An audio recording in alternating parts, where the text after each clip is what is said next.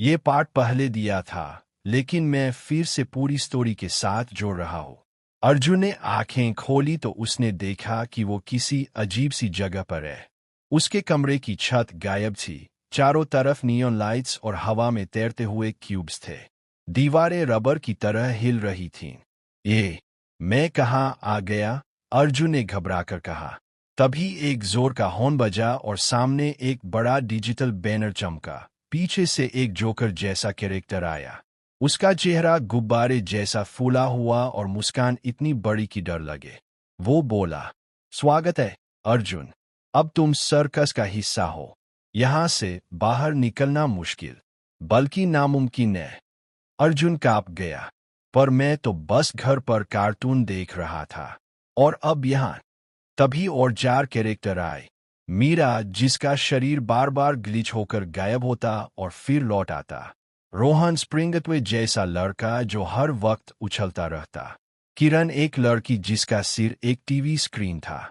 बंटी, मोटा जोकर जो हमेशा मैकेनिकल हंसी हंसता। मीरा ने कहा, तुम भी नए फन से हो? ना। अर्जुन चुप रहा। किरण के टीवी पर लिखा आया, नो एस्केप, और सब लोग हंस पड़े। तभी स्पॉटलाइट जली और रिंग मास्टर आया, बड़ी टोपी और आधा कॉमेडी आधा ट्रेजेडी मास्क। उसने कहा, सर्कस में रोज तुम्हें एक नया एक्ट करना होगा। अगर सफल हुए तो तालियां, और असफल हुए तो तुम हमेशा के लिए ग्लिच बन जाओगे। रिंग मास्टर ने उंगली चटकाई। सामने हाईवायर टाइट रोप आया, नीचे गहरी खाई। तुम्हारा पहला खेल, दी टाइट रोप ऑफ ट्रूथ। सब कैरेक्टर अपने अपने अंदाज से रस्सी पार करने लगे। अर्जुन गिरने ही वाला था कि मीरा ने उसका हाथ पकड़ लिया।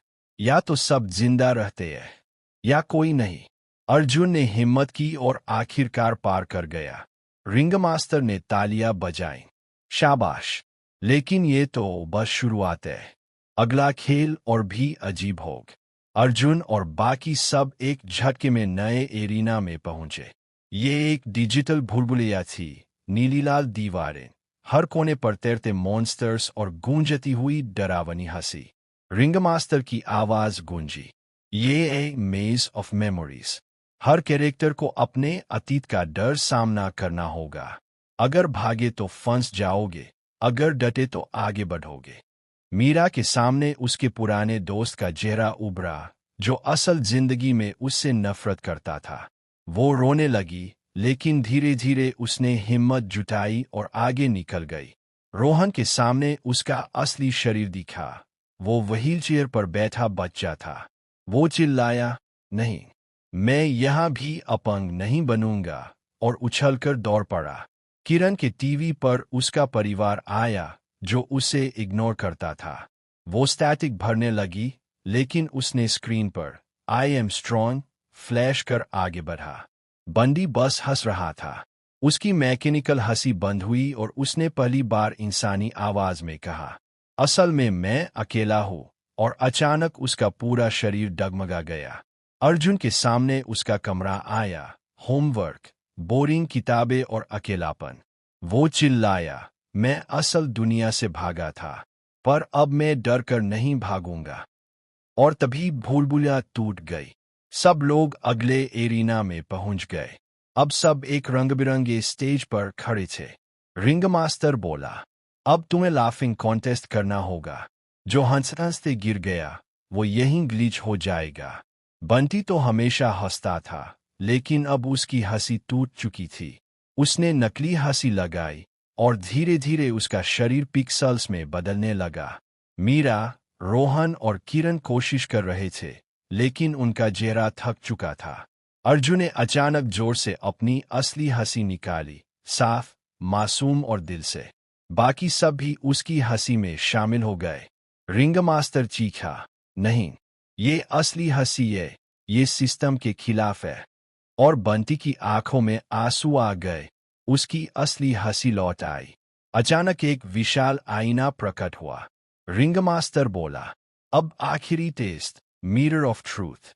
इसमें हर कोई अपना असली चेहरा दिखेगा।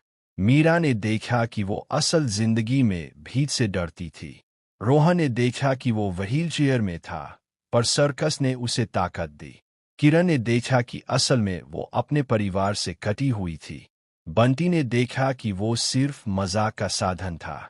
अर्जुन ने देखा कि असल जिंदगी में वो अकेला, डरा हुआ और भागने वाला बच्चा था। आईना बोला, क्या तुम सब सच्चाई स्वीकार करते हो? सभी ने धीरे धीरे कहा, हाँ। आईना टूट गया और पूरा सर्कस हिलने लगा। रिंग मास्टर गुस्से में बोला, तुम सबने सिस्टम तोड़ दिया। अब या तो यहीं रहो या असल दुनिया में लौट जाओ। सब कैरेक्टर ने एक दूसरे को देखा। मीरा बोली, हम डर कर नहीं जी,